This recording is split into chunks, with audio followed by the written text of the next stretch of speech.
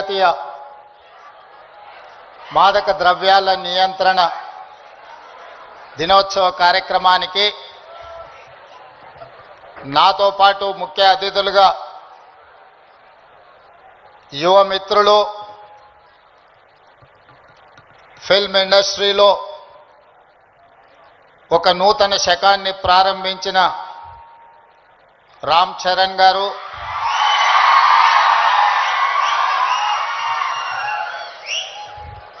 అదేవిధంగా ఏ background movie ఇండస్ట్రీలో లేకపోయినా కష్టపడితే రాణించవచ్చు అని నిరూపించిన మరో యువమిత్రులు విజయ్ దేవరకొండ గారు,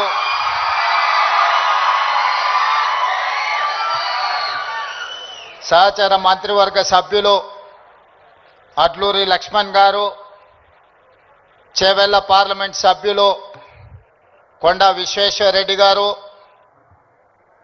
రాజ్యసభ సభ్యులు Anil Kumar Yadav garu, film development corporation chairman Venkata Ramana Reddy, మనందరం గౌరవంగా పిలుచుకునే దిల్ రాజు గారు, అదేవిధంగా Telangana police department DGP Jitender garu, Telangana anti narcotics bureau DG Sandeep Sandilya garu, ఇతర పోలీస్ ఉన్నతాధికారులు, డ్రగ్స్ మహమ్మారిని నియంత్రించాలి అని, స్పోర్ట్స్ని ఆదర్శంగా తీసుకోవాలని మీ అందరినీ ప్రభావితం చేయాలని విచ్చేసిన పుల్లెల గోపీచంద్ గారు, అదేవిధంగా ఈ కార్యక్రమంలో పాల్గొన్న కవులు, కళాకారులు, వందలాది మా యువమిత్రులందరికీ కూడా మనస్ఫూర్తిగా తెలంగాణ రాష్ట్ర ముఖ్యమంత్రిగా స్వాగతం పలుకుతున్నా. మిత్రులారా,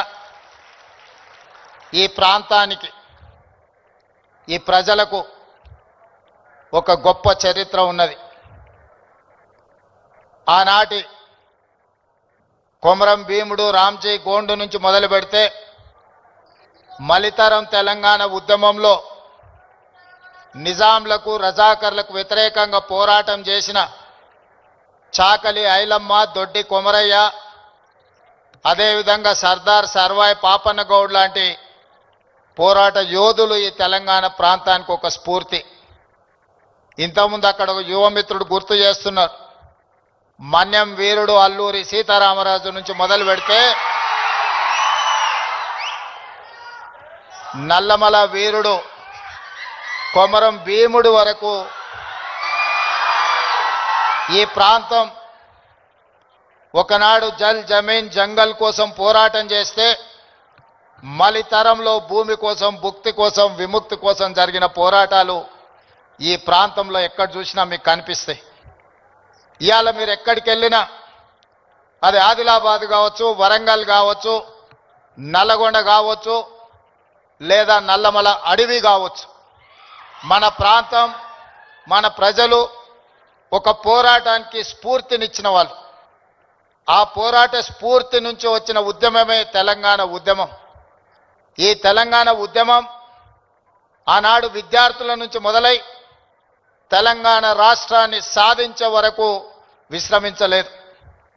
ఆనాటి యూనివర్సిటీలు, కళాశాలలు ఉద్యమ వేదికలై ఉస్మానియా యూనివర్సిటీ, కాకతీయ యూనివర్సిటీల నుంచి మొదలు పెడితే తెలంగాణ నలుమూలల 4 కోట్ల మంది తెలంగాణ ఉద్యమంలో ముందు బాగానే నిలబడి దేశానికి కాదు ప్రపంచానికి ఒక స్ఫూర్తినిచ్చి మేము అనుకున్న ఆకాంక్ష నెరవేర్చుకునే వరకు మేము విశ్రమించము, మా రాష్ట్రాన్ని మేము సాధించుకుంటాము అని చెప్పి ఒక ఉద్యమ స్ఫూర్తిని నింపి ఇవాళ తెలంగాణ రాష్ట్రాన్ని సాధించుకొని 11 సంవత్సరాలు పూర్తి చేసుకుంటున్న సందర్భంలో ఉద్యమ స్ఫూర్తితో ముందుకు వెళ్లాల్సిన తెలంగాణ రాష్ట్రం ఈరోజు డ్రగ్స్ మహమ్మారికి బలి అవుతున్నది అని అంటే ఇది ఎంతో బాధపడవలసిన సందర్భము, మనందరం ఆలోచన చేయాల్సిన సందర్భం.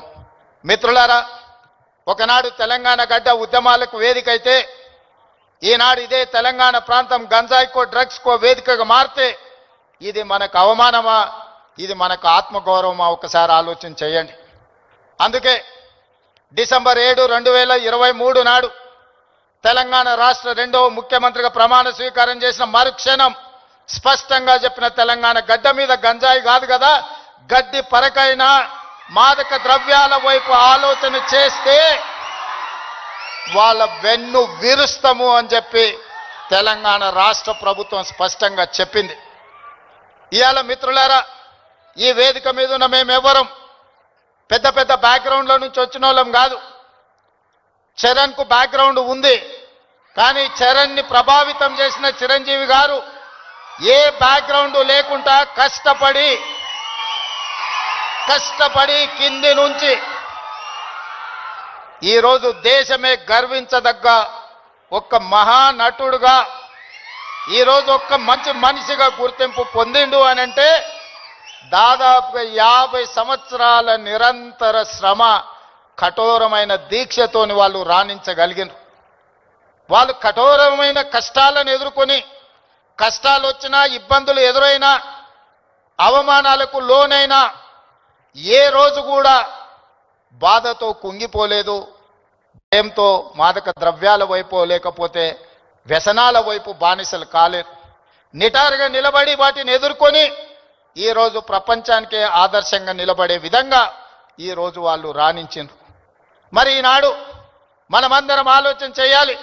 ఉద్యమ స్ఫూర్తి అయిన తెలంగాణ రాష్ట్రం, ఉద్యమాలతోనే సాధించుకున్న తెలంగాణ రాష్ట్రంలో ఈరోజు పాఠశాలల నుంచి కళాశాలల వరకు, కళాశాలల నుంచి యూనివర్సిటీల వరకు విద్యార్థులు గంజాయి ప్రభావితానికో లేకపోతే డ్రగ్స్ మహమ్మారికి బలైపోతున్నారు అని అంటే మనందరం చూసుకుంటూ కూర్చుందామా? ఒకసారి ఆలోచన చేయండి. అందుకే మిత్రులారా, ఈరోజు ప్రపంచ దేశాలలో అత్యధిక జనాభా ఉన్న దేశం భారతదేశం. కానీ ఈరోజు మీరు ఆలోచన చేయండి, మొన్న జరిగిన ఒలింపిక్స్ క్రీడల్లో పుల్లెల గోపీచంద్ గారు తయారు చేసిన వాళ్ళు కాస్తో కూస్తో మెడల్స్ సాధించి, సానియా మిర్జా కావచ్చు, లేకపోతే పివి సింధు కావచ్చు, లేదా నిఖత్ జరీన్ కావచ్చు, లేకపోతే సిరాజుద్దీన్ కావచ్చు, వీళ్ళు క్రీడలలో రాణించి ఈ దేశ ప్రతిష్టను కాపాడింది. ఒకవైపు 140 కోట్ల జనాభా ఉన్న భారతదేశం ఒలింపిక్స్లో ఒక్క గోల్డ్ మెడల్ సాధించలేదు అని అంటే ఇది ప్రపంచంలో మనకు అవమానం కాదా? ఒక్కసారి ఆలోచన చేయండి. ఈరోజు ఈ దేశంలో ఉన్న జనాభాలో 15 సంవత్సరాలు పైబడి 40 సంవత్సరాల లోపల ఉన్న యువత 68%. 140 కోట్ల జనాభాలో 68% యువత ఉన్న దేశం ప్రపంచంలో ఏకైక దేశం భారతదేశం. ఈ భారతదేశం ఒలింపిక్స్లో ఒక గోల్డ్ మెడల్ సాధించలేదు అని అంటే మనందరం ఆలోచన చేసి ఈరోజు ఒక నిర్ణయం తీసుకోవాలి. అందుకే మిత్రులారా, ఈరోజు మీ అందరినీ వేదిక మీద నుంచి ఈడికొచ్చిన వాళ్ళు 100ల మందే ఉండొచ్చు, కానీ తెలంగాణ రాష్ట్రంలో ఉన్న లక్షలాది మంది విద్యార్థులను ఈ వేదిక మీద నుంచి నేను అడుగుతున్న మీ రేవంత్ అన్నగా, ఇది మన దేశానికి మన రాష్ట్రానికి గౌరవాన్ని తెచ్చిపెట్టేదేనా? ఈ గంజాయికి బానిసలం అయితే ఈరోజు ఈ దేశం మనుగడ సాధిస్తుందా? ఇంతకుముందు మిత్రులు చెప్పినట్టు మన దేశం యొక్క యువ సంపదను నిర్వీర్యం చేయాలి అంటే విజయ్ దేవరకొండ ఒక అంశాన్ని ప్రస్తావించండు. ప్రపంచ దేశాల ఆర్థిక వ్యవస్థను అధిగమించి సాంకేతికంగా అన్ని రకాలుగా ఈ దేశం ముందుకు వెళ్తే ఈ దేశాన్ని ఇంకా ఎదుర్కోలేము అన్నవాళ్ళు ఏదో రకంగా మనల్ని దెబ్బతీయాలని చూస్తారు. ఆ దెబ్బతీయడానికి ఒకరు యుద్ధం ఎన్నుకోవచ్చు, ఇంకొకరు కోవిడ్ని ఎన్నుకోవచ్చు, ఇంకొకరు గంజాయి లేదా డ్రగ్స్ ఎన్నుకోవచ్చు. శత్రులు ఏమైతే కోరుకుంటున్నారో, ఏ ఆలోచనతో ఈ దేశాన్ని నిర్వీర్యం చేయాలనుకుంటున్నారో అందులో మనం భాగస్వాములం అవుదామా? వాటిని ఎదుర్కొని నిటారుగా నిలబడదామా? ఈరోజు ఆలోచన చేయండి మిత్రులారా. ఇవాళ పంజాబ్, హర్యానా ప్రాంతాలలో, దేశ సరిహద్దు ప్రాంతాలలో దేశ రక్షణకు ఉక్కు కవచంగా నిలబడ్డ పంజాబ్ రాష్ట్రం పోరాటాలకు దేశ స్వతంత్రంలో అగ్రభాగాన నిలబడ్డ పంజాబ్ ఈరోజు డ్రగ్స్ మహమ్మారిలో కొట్టుకుపోతుంది. ఇవాళ పంజాబ్ రాష్ట్రం నిర్వీర్యమైంది. అక్కడి యువత బానిసలుగా మారి గంజాయికు డ్రగ్స్కు లోనై ఈరోజు ఆ కుటుంబాలు ఈరోజు అంతులేని దుఃఖంలో మునిగి తేలుతున్నారంటే దీనికి కారణాన్ని మనం ఆలోచన చేయాల్సిన అవసరం ఉన్నది. ఇవాళ ఒకనాడు యుద్ధం అంటేనే పంజాబీ వీరులు యుద్ధంలో ముందు బాగానే నిలబడి దేశాన్ని గెలిపించిన వాళ్ళు. ఈరోజు మరి అలాంటి వీరులున్న పంజాబ్ రాష్ట్రం నిర్వీర్యం అయిపోయి అక్కడ యువత గంజాయి డ్రగ్స్కి బానిసలు అవుతున్నారు అని అంటే ఇది ఎంత వేగంగా మనల్ని కబలిస్తుందో ఒక్కసారి ఆలోచన చేయండి. అందుకే డిసెంబర్ 7, 2023 నాడు బాధ్యత చేపట్టిన తర్వాత ఉన్నతాధికారులను మా మంత్రివర్గ సహచరులను సమీక్షకు పిలిచి స్పష్టమైన ఆదేశాలు ఇచ్చిన ఈ రాష్ట్ర సరిహద్దుల్లో ఎవరైనా కాలు పెట్టాలి అని అంటే 100 సార్లు ఆలోచన చెయ్యాలి. ఈ ప్రాంతంలో అడుగు పెడితే తిరిగి పోము. అది గంజాయి అయినా అది డ్రగ్స్ అయినా ఇంకే రకమైన మాదక ద్రవ్యాలు తెలంగాణ సరిహద్దులను దాటనివ్వద్దు. అవసరమైతే సరిహద్దులు దాటి వాళ్ళ వెన్ను వీర్చాలి అని చెప్పి ఈరోజు నేను మా అధికారులకు ఆదేశాలు ఇచ్చిన. ఇవాళ ఈ అంతర్జాతీయ డ్రగ్స్ నియంత్రణ ఈ దినోత్సవం ఈరోజు ఈ కార్యక్రమంలో యువ మిత్రులు రామ్ చరణ్ కావచ్చు, విజయ్ దేవరకొండ కావచ్చు, వాళ్ళు ఎంత బిజీ స్కెడ్యూల్ ఉన్నా ఇవాళ మేమందరం కూడా ఇక్కడ ఎందుకు వచ్చినామంటే ఈ యువతకు ఒక స్ఫూర్తిని ఇవ్వాలి, ఈ యువతకు ఒక సందేశాన్ని ఇవ్వాలి, తెలంగాణ రాష్ట్రం దేశానికి ఆదర్శంగా నిలబడాలి అని. అదేవిధంగా మిత్రులారా, ఈరోజు తెలంగాణ రాష్ట్రం అంటే ఒక ఐటీ హబ్, ఈరోజు తెలంగాణ రాష్ట్రం అంటే ఒక ఫార్మా హబ్, ఈరోజు ఈ తెలంగాణ రాష్ట్రం మీరందరూ మనమందరం ఉండంగా ఇది ఒక గంజాయికో డ్రగ్స్కో హబ్గా మారితే మనందరము ఈరోజు విఫలమైనట్టే, తెలంగాణ రాష్ట్రానికి అన్యాయం చేసిన వాళ్ళం అవుతాం. అందుకే ఈరోజు ఏ పాలసీ లేని తెలంగాణ రాష్ట్రానికి స్పోర్ట్స్ పాలసీని తీసుకొచ్చినాం. యువతను సరైన మార్గంలో పెట్టాలి, వాళ్ళకు అవకాశాలు కల్పించాలి, వాళ్ళని అభివృద్ధి పదం వైపు నడిపించాలి. అందుకే నూతన విధానం ద్వారా యంగ్ ఇండియా స్కిల్స్ యూనివర్సిటీని తీసుకొచ్చినాం. ఈరోజు ప్రతి సంవత్సరం 1,10,000 మంది ఇంజనీరింగ్ విద్యార్థులు గ్రాడ్యుయేట్స్ అవుతుంటే 1,10,000 మందికి ఇంజనీరింగ్ పట్టాలు ఇస్తున్నాం. కానీ వాళ్ళకి సరైన సాంకేతిక పరిజ్ఞానాన్ని సరైన అనుభవాన్ని మనం అందించలేకపోతున్నాం. అందుకే ఒక పక్కన డిమాండ్ ఉంది, ఇంకొక పక్కన సప్లై ఉంది. కానీ డిమాండ్ సప్లై మధ్యలో there is an gap between demand and supply. అందుకే ఈరోజు ఆ డిమాండ్ అండ్ సప్లైని బ్యాలెన్స్ చేయడానికి యంగ్ ఇండియా స్కిల్స్ యూనివర్సిటీని ఈ రాష్ట్రంలో ఉన్న యువకులకు సాంకేతిక నైపుణ్యాన్ని నేర్పించి ప్రపంచ దేశాలను శాసించే విధంగా మన యువతకు శిక్షణ ఇవ్వాలి అని ఈరోజు యంగ్ ఇండియా స్కిల్స్ యూనివర్సిటీని ప్రారంభించుకున్నాం. అదేవిధంగా ఒలింపిక్స్ చూసిన తర్వాత నేను కొన్ని దేశాలు వెళ్ళొచ్చిన. సౌత్ కొరియా 4 అంటే ఒక హైదరాబాద్ జనాభా ఎంత ఉంటుందో అంత జనాభా ఉన్న ప్రాంతంలో ఈరోజు ఒలింపిక్స్లో 32 మెడల్స్ వచ్చినాయి. 32 గోల్డ్ మెడల్స్లో ఒకే ఒక సౌత్ కొరియన్ స్పోర్ట్స్ యూనివర్సిటీ అని ఒక 30 ఎకరాలలో ఉన్న యూనివర్సిటీలో 16 గోల్డ్ మెడల్స్ వచ్చినాయి. 16 గోల్డ్ మెడల్స్లో ఒక అమ్మాయికి 3 గోల్డ్ మెడల్స్ ఒలింపిక్స్లో సాధించింది. సౌత్ కొరియాలో ఒక అమ్మాయి 3 గోల్డ్ మెడల్స్ సాధిస్తే 140 కోట్ల జనాభా ఉన్న భారతదేశం ఒక గోల్డ్ మెడల్ సాధించలేదంటే ఆ దేశంలో ఉన్న ఒక అమ్మాయితో 140 కోట్ల మంది మనం పోటీ పడలేకపోతున్నాము అని అంటే ఇది ఆలోచన చెయ్యాలి. అందుకే ఈరోజు వీటన్నిటిని చూసినాం. ఆస్ట్రేలియన్ యూనివర్సిటీ, సౌత్ కొరియన్ యూనివర్సిటీలతోని ఒప్పందాలు చేసి అక్కడి నుంచి కోచ్లను, అక్కడి నుంచి నిపుణులను రప్పించి తెలంగాణను ఒక స్పోర్ట్స్ హబ్గా తీర్చిదిద్దాలి అని యంగ్ ఇండియా స్పోర్ట్స్ యూనివర్సిటీని ఈ మధ్యలోనే మనం పాలసీని అడాప్ట్ చేసుకున్నాం. రాబోయే రోజుల్లో తెలంగాణ రాష్ట్రం అంటే ప్రపంచ దేశాలు క్రీడల శిక్షణ ఇవ్వడానికి హైదరాబాదు నగరానికి వెళ్ళాలి అనే విధంగా దీని అభివృద్ధి పదం వైపు నడిపించాలని ఈరోజు స్పోర్ట్స్ పాలసీని తీసుకొచ్చినాం. అందుకే ఈరోజు మీరందరూ ఆలోచన చేయండి, మీరందరూ భాగస్వాములు కాండి. ఈ రాష్ట్రాన్ని బలంగా నిర్మించినప్పుడే ఈ దేశం బలపడుతుంది. ఈ దేశం బలపడ్డప్పుడే ప్రపంచ దేశాలతో పోటీ పడగలుగుతాం. ఈ రోజు మనం అందుకే తెలంగాణ రైజింగ్ 2047 అని ఒక విజన్ డాక్యుమెంట్ను, ఒక విజన్ని మనం ఈరోజు తెచ్చుకోవాలని అనుకుంటున్నాం. ఈ విజన్లో భాగంగా క్రీడలలో రాణించడమే కాదు, ఆర్థికంగా బలపడాలి. 10 సంవత్సరాలలో $1 ట్రిలియన్ ఎకానమీకి రీచ్ అవ్వాలి. 22 సంవత్సరాలలో $3 ట్రిలియన్ ఎకానమీకి తెలంగాణ రాష్ట్రాన్ని ముందుకు తీసుకువెళ్ళాలి అని చెప్పి ఈరోజు తెలంగాణ రైజింగ్ 2047 విజన్ డాక్యుమెంట్ని మనం ప్రణాళిక చేసుకుంటున్నాం. అందుకే రాష్ట్ర ప్రభుత్వం అన్ని రకాలుగా తెలంగాణ రాష్ట్రంలో ఉండే యువతకు శిక్షణ ఇవ్వాలి, అవకాశాలు కల్పించాలి. భవిష్యత్తులో మీరు గొప్ప వాళ్ళు కావాలి అని నేను ఈ వేదిక మీద నుంచి కోరుకుంటున్నా. మీకందరికీ తెలియాల్సింది, చరణ్ స్కూల్కి వెళ్ళేటప్పుడు నాకు తెలుసు, ఆ రోజు నేను అనుకున్న చరణ్ రాణించాలి అని. ఈరోజు నేను గర్వంగా ఫీల్ అవుతున్నా. నా కళ్ళ ముందరనే స్కూల్ నుంచి కాలేజ్ నుంచి రియల్ లైఫ్ నుంచి రియల్ స్టార్ లాగా ఫిల్మ్ ఇండస్ట్రీలో రాణించి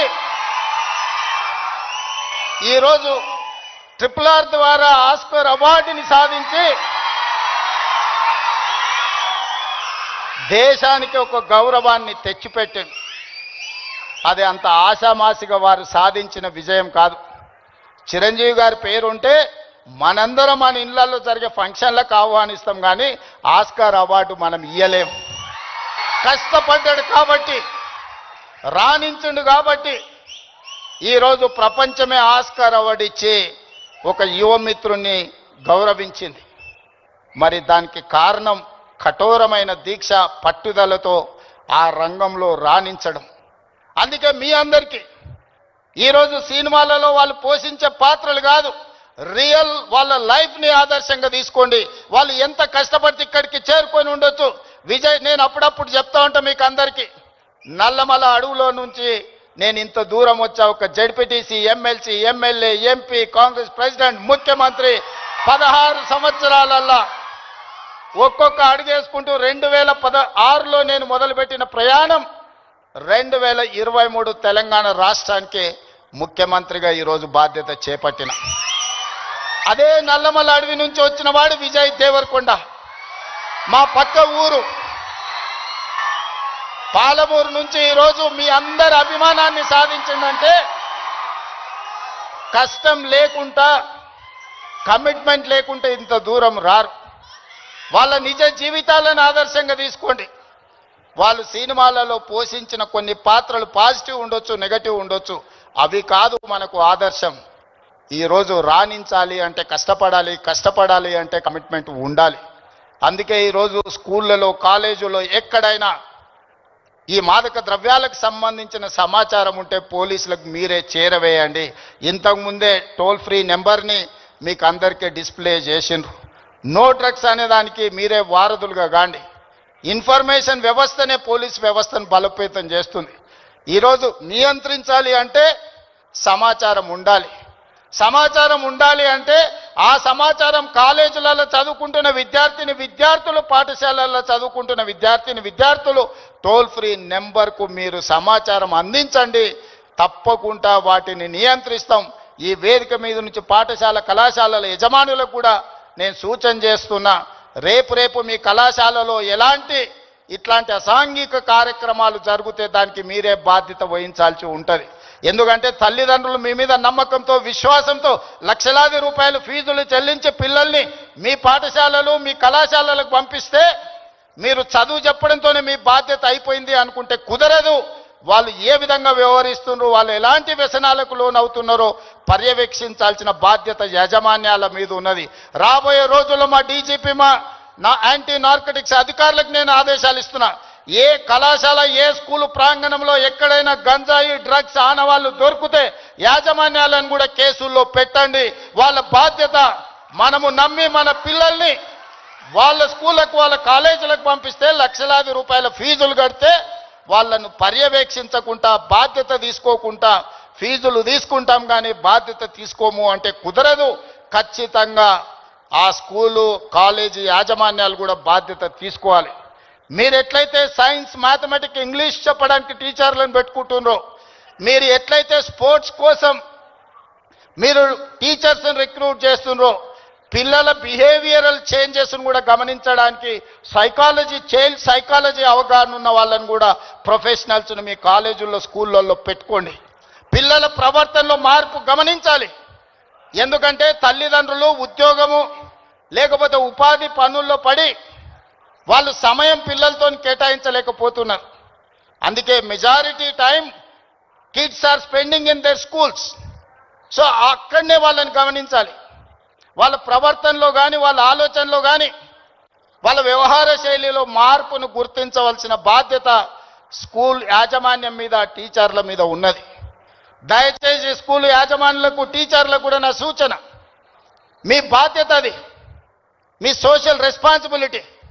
మీరు ఖచ్చితంగా ఈ విషయంలో ప్రత్యేకమైన దృష్టి పెట్టాలి. రాబోయే రోజుల్లో గవర్నమెంట్ నుంచి కూడా నేను కలెక్టర్స్ అండ్ చీఫ్ సెక్రటరీ ఇతర అధికారులకు నేను ఆదేశాలు ఇస్తున్నా.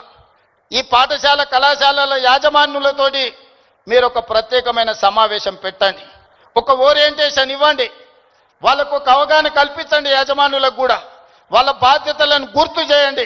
ఇది మీ బాధ్యత. మీ బడికి తల్లిదండ్రులను నమ్మి పిల్లల్ని పంపిస్తే పాఠశాలలే ఇవాళ రేపు గంజాయి చాక్లెట్లకు వేదికలు అవుతున్నాయి. విద్యార్థులకు నేను సూచన చేస్తున్నా, మీ స్కూల్ మీ కాలేజీల ముందర ఏవైతే కిరాణా కొట్లు ఉన్నాయో కిరాణం కొట్టుల్లో చాక్లెట్లే కాదు గంజాయి చాక్లెట్లు అమ్మే సంస్కృతి స్లోగా తెలంగాణ రాష్ట్రంలో కనిపిస్తుంది. మీరు గమనించండి. అట్లాంటి వాతావరణం ఉంటే పోలీసులకు సమాచారాన్ని అందించండి. మనందరం అప్రమత్తంగా ఉన్నప్పుడే, మనందరం పోలీసింగ్ చేసినప్పుడే వీటిని నియంత్రించగలం. మనందరం మాకేం సంబంధం లేదు, తెలంగాణ రాష్ట్ర ముఖ్యమంత్రి గారి బాధ్యత లేకపోతే పోలీస్ డిపార్ట్మెంట్ బాధ్యత అని వదిలేస్తే ఈ సమాజానికి తీరని నష్టం జరుగుతుంది.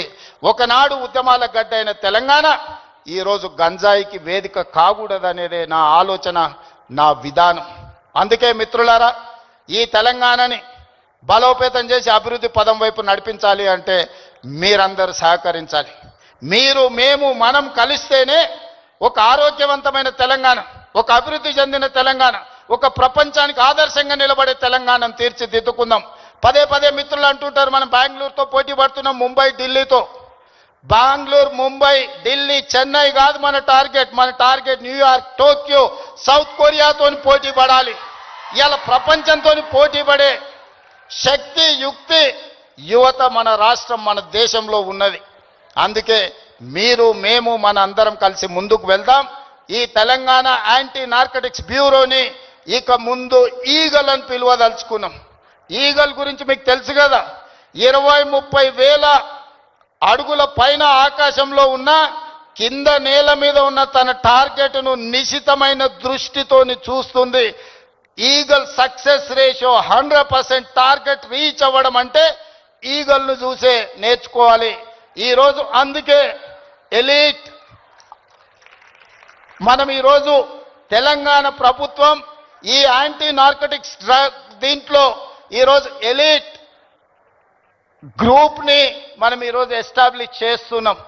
ఎందుకంటే ఈ డ్రగ్స్ ఎన్ఫోర్స్మెంట్ లాని చేయడానికి ఈగల్ అనే ఒక ఆర్గనైజేషన్ని క్రియేట్ చేస్తున్నాం. రేపు పొద్దుగాల అడవుల్లో గంజాయి పండించే వాళ్ళని కూడా ఈరోజు మనం ఈగల్కి ట్రైనింగ్ ఇస్తున్నాం. ఈ మధ్యకాలంలో యాంటీ డ్రోన్ ట్రైనింగ్ ఇచ్చినాం. ఎక్కడైనా వివిఐపీలు ఉన్న ప్రాంతంలో ఈగలు ఉంటే Sandeep give it to me.